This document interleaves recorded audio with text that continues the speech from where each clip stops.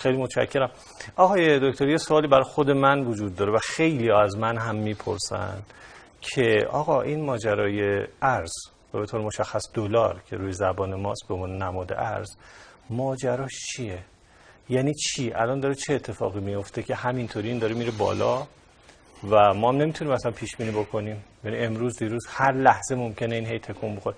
چه اتفاقی داره میفته؟ خیلی ساده برامون توضیح بدید.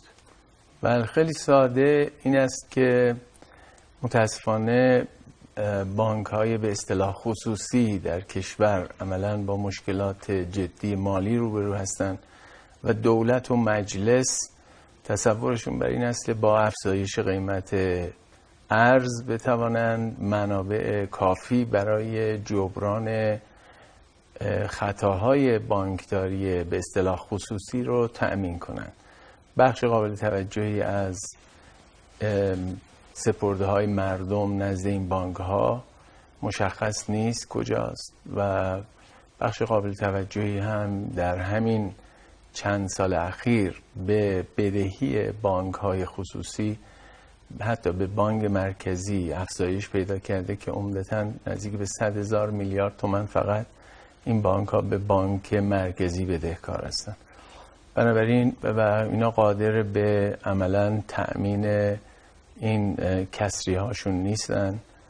دولت و مجلس با هم تصمیم گرفتن که این رو از جیب مردم تأمین کنن، یعنی با افزایش قیمت ارز عملاً این اتفاق خواهد افتاد و به همین دلیل مردم شب میخوابن صبح پا میشن ببینن که 30% 20% از پسندازشون تو بانک ها ارزشش رو از دست داده و اینکه قدرت خریدشون به شدت کاهش پیدا کرد.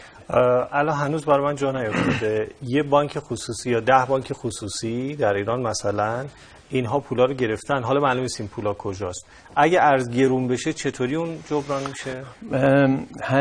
تا همین اساعه هم دولت تا کنون 35,000 میلیارد تومان بابت سپرده های مردم نزد بانک ها به سپرده گذاران پرداخت کرده که تا مبلغ 200 میلیون تومان رو تأمین کرده.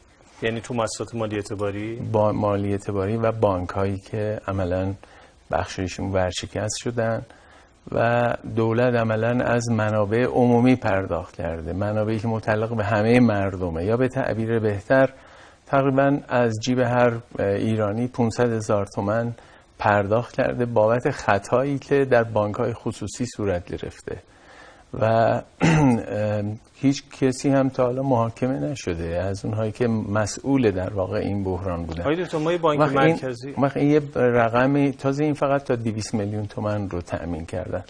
گفته می شود که کل سپرده های بانکی اونهایی که بالای 1 میلیارد تومان هستن 80% از سپرده ها رو تشکیل میدن.